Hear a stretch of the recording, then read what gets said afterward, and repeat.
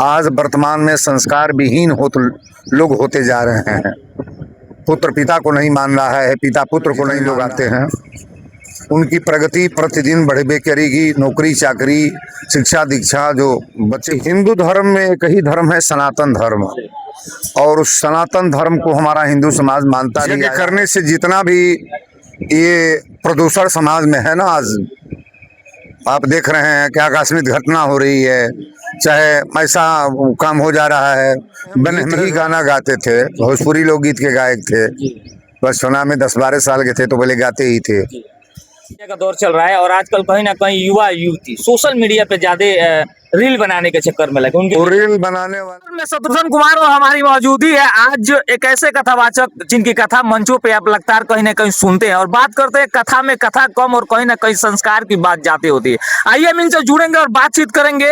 हमारे बीच में मौजूद है भोजपुरी सम्राट कथावाचक वीरेंद्र तिवारी जी। आज इनसे बातचीत करेंगे कि जीवन में कथा क्या महत्व है और यज्ञ कराने का क्या तात्पर्य होता है और समाज में यज्ञ क्यों होता है। सबसे पहले महाराज जी आपका बहुत बहुत स्वागत है। जय श्री सीताराम। महाराज जी, देखा जाता है हर क्षेत्र में आजकल यज्ञ हो रहे हैं, तो सबसे पहला सवाल है कि यज्ञ जीवन में क्यों महत्व? यज्ञ जीवन में इसलिए महत्वपूर्ण है कि यज्ञ से ही जीवन है। यज्ञ बहुत बड़ी जरूरी चीज है।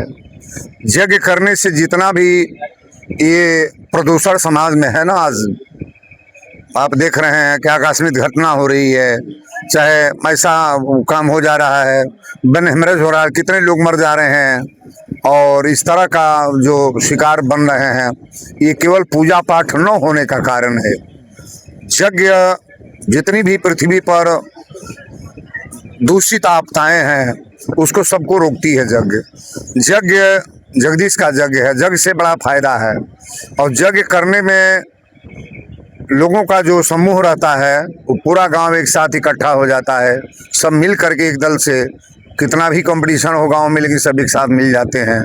यहाँ सुमत की जरूरत है, सुमत नहीं रहेगी तो सब बर्बाद है ना। आज कली काल में कलयुग में सबसे जरूरी यज्ञ है। महाराज जी, देखा जाता है आपका कथा मंच जब होता है तो लोगों की काफी तमता लग जाती है कथा सुनने। तो कथा सुनने से लोगों के जीवन में क्या परिवर्तन है? असल में अपने कथा में, मेरी कथा जो होती है, आप कहीं भी किसी मंच पर देखिएगा, ज्यादा हम संस्कार पर बोलते हैं। आज वर्तमान में संस्कार विहीन लोग होते जा रहे हैं। पुत्र पिता को नहीं मान रहा है, पिता पुत्र को नहीं मान रहा है, माता बेटा कोई मतलब नहीं किसी से कोई काम का है।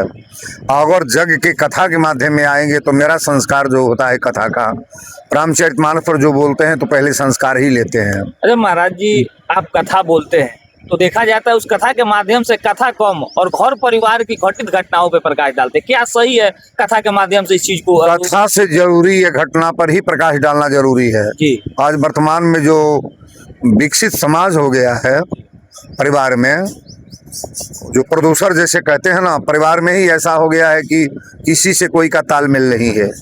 और कथा तो मान लीजिए रामचरितमानस की कथा कौन नहीं जानता है, सब लोग पढ़ते हैं, हनुमान चालीसा सुंदरकांड सब लोग पढ़ते हैं। लेकिन आज वर्तमान में जो ये स्थिति है, ये समाज को बदलने के लिए कथा हमारी है जी। अच्छा महाराज जी, बात करें कथा लगातार कहीं ना कहीं कई वर्षों विगत से आप करते हैं जी। आपके जीवन में ऐसा क्या घटित हुआ कि आप कथा मार्ग को चुना? पहले हम गीत ही गाना गाते थे, भोजपुरी लोकगीत के गायक थे, बस सुना में 10-12 साल के थे तो बोले गाते ही थे।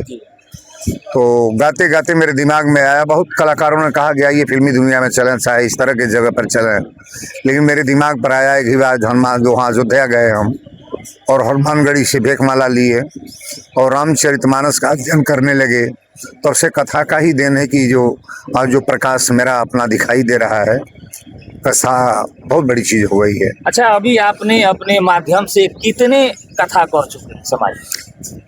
गन तो नहीं पाएंगे, लेकिन मेरे ख्याल से 500-550-600 लगभग कथा मेरी हो चुकी है। जी जी। अच्छा, बात करूं समाज में जब एक ग्राम सभा में एक यज्ञ होता है तो वहाँ पे कितने यज्ञ कराया जाए तो बेहतर रहता है? क्या उसमें चुनाव होता है क्या कि इतने प्रकार के यज्ञ चाहे इतनी की संख्या में यज्ञ? नहीं, इसका कोई नहीं वो है। संख्या तो अपने ऊपर निर्भर करता है कि आपकी कैपेसिटी क्या है। छोटी भी जगह होती है तो उसको विस्तार बना लिया जाता है। हम लोग जहाँ जाते हैं वहाँ लोग नहीं आने वाले होते हैं, वहाँ भी लोग बहुत आ जाते हैं। आज वर्तमान में मेरी 2 कथा चल रही है, भाटपार रानी में चल रही है कथा, रात को कम से कम 25-30 हज़ार की भीड़ थी। और वहाँ देवरिया, गोरखपुर, लखनऊ बड़े बड़े अधिकारियों का वहाँ आगमन उस मंच पर था। और यहाँ भी मैं देख ही रहा हूँ सब ब्लॉक प्रमुख और संसद विधायक सबको बुलाया जा रहा है। तो अपना मंच जो है एक गौरवान्वित मंच है, जिस मंच को अपना मंच का बड़ाई हम क्या करें, जहाँ भी जाते हैं तो अपना बना लेते हैं उसको। अच्छा, हिंदू धर्म में कथा को बहुत बड़ा महत्व दिया जाता है, लेकिन युवाओं को किस तरह इस कथा के माध्यम से जोड़े? हिंदू धर्म में एक ही धर्म है, सनातन धर्म, और उस सनातन धर्म को हमारा हिंदू समाज मानता भी आया है। आज सनातन धर्म दूसरा कोई धर्म नहीं है, एक सनातन धर्म है। युवाओं में बहुत बड़ी गड़बड़ी है आज वर्तमान में। कुछ ग्राम सभा, कुछ क्षेत्र के युवाओं ऐसे है कि जो कि जग में सभी लोग जुड़ जाते हैं कि मैंने जग में खड़ा, हम लोग सभी लोग एकता करके जग को करें। कुछ युवाएं हैं कि जो कि वो बैठ करके अनर्गल ही बात करेंगे, जुआ खेलेंगे, दारू पीने का काम करेंगे, उल्टा सीधा काम करेंगे। लेकिन युवाओं से तो बार बार मैं मन से निवेदन करता हूँ, बुजुर्गों को सुधरने की तो जरूरत नहीं है, जुआ सुधरे। पहले जुआ सुधरेगा तब तो प्रगति होगा ना, बुजुर्गों को क्या सुधारना अच्छा है। महाराज जी, क्या लगता है कि अभी धार्मिक कार्य, पूजा पाठ लोगों के अंदर बढ़ रहा है या बढ़ रहा है? जी, एक मंदिर एक गांव पर था, सुने होंगे, लेकिन आज वर्तमान में हर गांव पर एक मंदिर है। हर गांव पर छठ माता का स्थान नहीं था और सब लोग घाट पर स्थान बना लिए। जिस गांव पर एक दो महिला व्रत रहती थी, पूरा गांव व्रत रह रहा है। और अपना जो व्यवस्था है, धर्म से आस्था बढ़िया जोड़ने का प्रयास लोग कर रहे हैं। जब महाराज जी सोशल मीडिया का दौर चल रहा है और आजकल कहीं ना कहीं युवा युवती सोशल मीडिया पे ज्यादा रील बनाने के चक्कर में लगे, उनके तो रील बनाने वाला तो मान लीजिए है, जैसे देखते हैं तो रील में कथा भी तो है ना। जी जो मोबाइल पर चल रही है तो कथा भी जब खोलेगा कथा तब तो निकलेगा ना। जी। इतने पर 500 कथाकारों का नंबर इसमें होगा, 500 कथाकार प्रवचन करता है उस मोबाइल में है, लेकिन जिनका जो दिमाग होता है मोबाइल पर खोल कर देखते हैं। जी। अंत में जो आपको लगता है सुनने, उनके लिए क्या संदेश है? मैं संदेश देता हूँ, मेरे कथा में जितने लोग आते हैं उनकी प्रगति प्रतिदिन बढ़े करेगी। नौकरी चाकरी, शिक्षा दीक्षा, जो बच्चे पढ़ने में अच्छे हैं और कतई नौकरी में कहीं एडजस्ट होगा, वो लड़का संस्कार से माता पिता को आनंदित करके वो प्रणाम करेगा, आदर सम्मान से रहेगा, वो लड़का कभी भी प्रगति करेगा। अब जो लड़का सुधरना ही नहीं चाहता, उसको सुधारने का कोई बड़ा विषय हम प्रयास भी नहीं करते हैं कि तू सुधरो।